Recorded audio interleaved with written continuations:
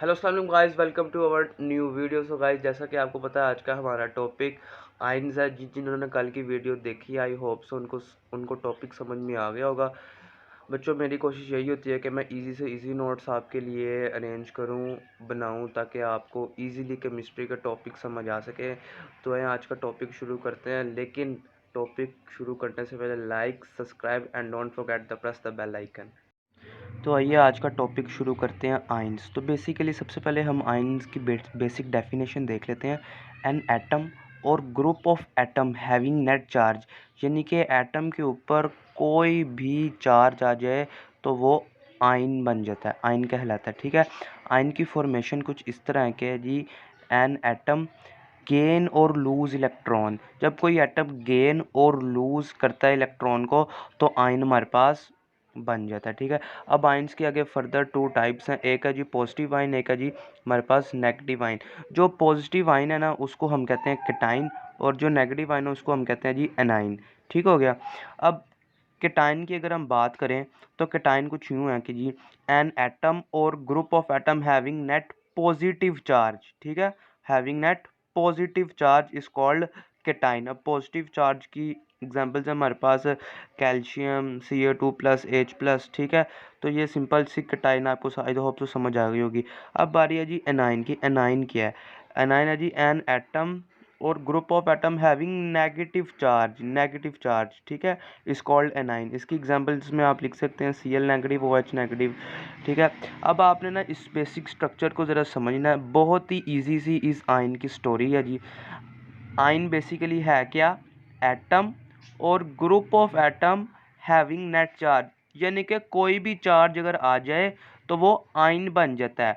अगर उस पर पॉजिटिव चार्ज आ रहा है तो वो क्या बन जाएगा? केटाइन। अगर उस पर नेगेटिव चार्ज आ रहा है तो वो बन जाएगा अनाइन।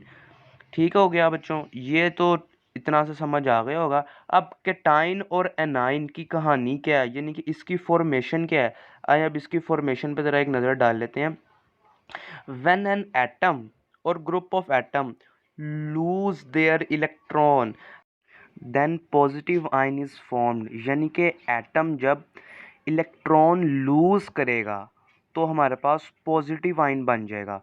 और इसी तरह जब हमारे पास जो एटम है वो इलेक्ट्रॉन को गेन करेगा, गेन, तो हमारे पास नेगेटिव आयन बन जाएगा।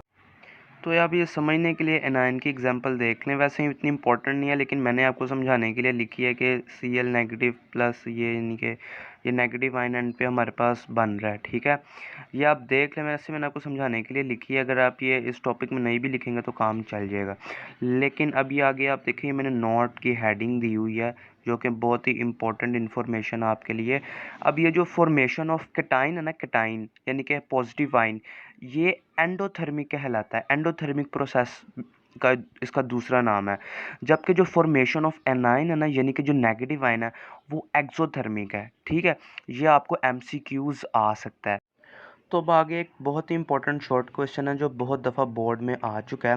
क्वेश्चन इस तरह का है जी, cation formation is endothermic while uni negative ion is exothermic. अब आप ये सोच रहे होंगे कि यूनी नेगेटिव आयन क्या है? ये एनाइन का दूसरा नाम यूनी नेगेटिव आयन है। इसी तरह जो केटाइन है उसका दूसरा नाम है डाई नेगेटिव आयन्स। ठीक है, तो अगर क्वेश्चन में केटाइन की जगह डाई नेगेटिव आयन आ जाए या एनाइन या यूनी नेगेटिव आयन की जगह एनाइन आ जाए तो घबराना नहीं है। शॉर्ट क्वेश्चन एक है, क्योंकि वो अक्सर घुमाने के लिए बोर्ड में ऐसे सवाल दे देता है और इम्पोर्टेंट क्वेश्चन है। आइए इसको ज़रा समझ लें। तो सबसे पहले तो आप समझ लें कि एक्सोथर्मिक या एंडोथर्मिक होता क्या है। एक्सो मीन्स यानी कि बाहर, और एंडो मीन्स अंदर। यानी कि एक्सोथर्मिक वो होता है जिसमें हीट को रिलीज़ किया जाता है बाहर की तरफ, और एंडोथर्मिक वो होता है जिसमें हीट को एब्जॉर्ब किया जाता है। खैर, शायद अभी आपको समझ आए ना आए, क्योंकि आप अभी केमिस्ट्री समझने की स्टार्टिंग पर ही हैं। तो आगे आगे जैसे आप पढ़ेंगे आपको एक्सो और एंडोथर्मिक में फ़र्क भी समझ आ जाएगा। तो बेसिकली हमारा मुद्दा ये है कि यूनी नेगेटिव आयंस को एक्सोथर्मिक कहा जाता है, जबकि डाई नेगेटिव आयंस को एंडोथर्मिक कहा जाता है। यूनी नेगेटिव आयंस को एंडोथर्मिक एक्सोथर्मिक इस वजह से कहा जाता है due to the strong nuclear attraction, यानी कि एक दूसरे को अट्रैक्ट करते हैं और यहाँ पर कोई इलेक्ट्रॉन इलेक्ट्रॉन रिपल्शन नहीं होती। ठीक है। यानी कि रिपल्शन यानी कि रिपेल होना, यानी कि एक दूसरे से ना टकराना, एक दूसरे के साथ ना मिलना। तो यहाँ पे तो वो एक दूसरे को अट्रैक्ट करते हैं और इलेक्ट्रॉन इलेक्ट्रॉन रिपल्शन नहीं हो रही। यही वजह है कि यूनी नेगेटिव आइंस जो हैं वो एक्सोथर्मिक हैं और डाई नेगेटिव आइंस एंडोथर्मिक क्यों हैं? क्योंकि इनको एनर्जी रिक्वायर्ड होती है इलेक्ट्रॉन को रिमूव करने के लिए एटम और मॉलिक्यूल से। ठीक है। तो ये शॉर्ट क्वेश्चंस बहुत ही ज़्यादा तो आई होप सो आज का आपको टॉपिक समझ में आ गया होगा। बस यार मेरी कोशिश भी यही होती है कि मैं इजी से इजी नोट्स आपके लिए बनाऊं और बहुत ज़्यादा हेल्पफुल बनाऊं, ताकि हर बच्चा इजीली याद कर सके और उसको केमिस्ट्री समझ में आए। बाकी इंशाल्लाह अगली वीडियो में मिलते हैं ऐसे टॉपिक के साथ। अल्लाह हाफ़िज़।